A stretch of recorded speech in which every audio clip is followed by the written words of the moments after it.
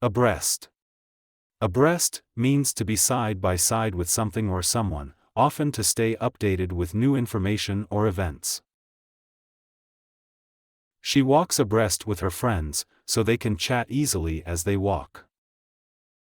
She walks abreast with her friends, so they can chat easily as they walk.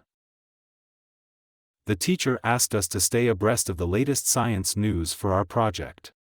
The teacher asked us to stay abreast of the latest science news for our project. Dad likes to stay abreast of football scores, so he checks the news every evening. Dad likes to stay abreast of football scores, so he checks the news every evening. In the race, the two runners stayed abreast of each other until the finish line. In the race, the two runners stayed abreast of each other until the finish line. To keep abreast of all my homework, I check my assignments every day after school.